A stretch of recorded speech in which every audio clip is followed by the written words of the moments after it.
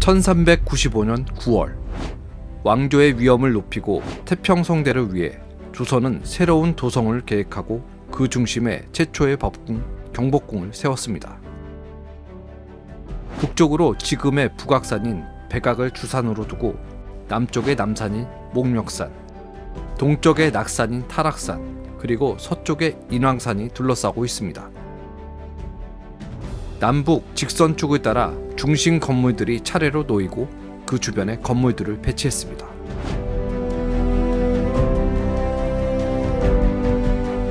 사정, 거듭 생각해 올바른 정사를 펼쳐라. 근정, 부지런히 정사를 살펴라. 광화, 그리하여 왕의 큰 덕이 온 나라를 비추리라. 경복궁은 조선의 이상을 담은 궁궐이었습니다. 임금님이 나라를 위해서 정사를 보는 공간, 그리고 사물을 보는 공간, 친전의 공간, 그 밖에도 외국 사신들과 함께 정사를 돌보던 다양한 공간들로 구성되어 있는데, 이런 것들은 기본적으로 조선 왕조가 유교 이념을 기반으로 해서 임금님이 백성을 하늘처럼 생각하고 또 이 수기치인 자신을 다스리면서 백성을 다스리고 나라를 경영하는 이러한 개념이 반영되었다고 할 수 있습니다. 그러나 임진왜란 때 전소된 후 약 270년간 폐허로 남겨지고 1865년 왕권 강화를 중시한 흥성대원군이 경복궁을 증권했지만 곧 비극을 맞고 맙니다. 1895년 일본 낭인들에 의해 명성황후가 시해되고 고종이 러시아 공사관으로 피신하면서 경복궁은 지어진 지 불과 30여 년 만에 폐허로 변해갔습니다. 주인을 잃은 경복궁 정각들은 일제에 의해 팔려나가며 외국인의 관람지로 전락합니다. 세자가 진물을 보던 전각은 당시 유행하던 요정으로 쓰였고, 세자와 세자빈의 처소였던 자선당은 일본으로 팔려간 뒤 관동 대지진으로 전각이 소실되어 그을린 석축만 남은 채 1996년 경복궁 뒤뜰로 돌아왔습니다. 문무과 과거 시험을 치르던 육문당과 육무당은 일본인의 사찰로 전락, 선왕들의 어진을 모시고 제를 올리던 선원전은 이토 히로부미 사찰, 방문사의 창고가 됐습니다. 그리고 경복궁의 정문인 광화문은 동문 옆으로 이것, 광화문이 있던 자리는 조선 총독부 광장으로 각종 통치 행사에 장이 됩니다.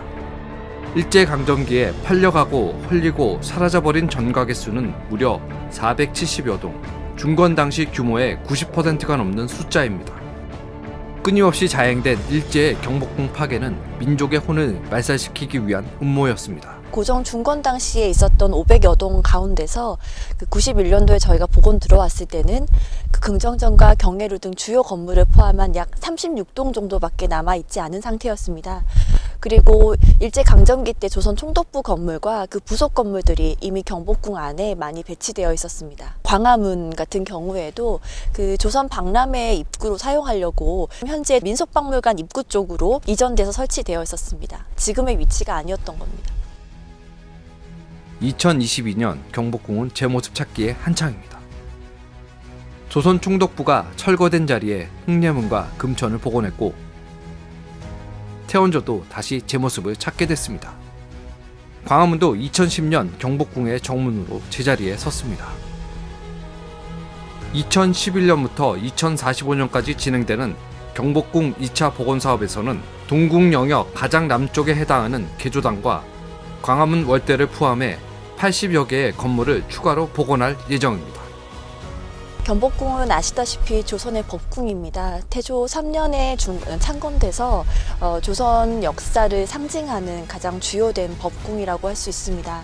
그런데 이제 일제강점기 때를 거치면서 사실은 가장 많이 파괴되고 회철됐었습니다. 경복궁이 갖고 있는 상징은 단순하게 궁궐의 상징뿐만이 아니고 어떻게 보면 대한민국의 역사를 상징한다고도 볼 수 있습니다. 그래서 저희가 하고 있는 이 경복궁의 복원 사업은 대한민국의 역사를 다시 바로잡고 우수한 우리의 전통 기술들을 저희 후손들에게 보존하고 계승하는 역할들을 하고 있다고 볼 수 있습니다.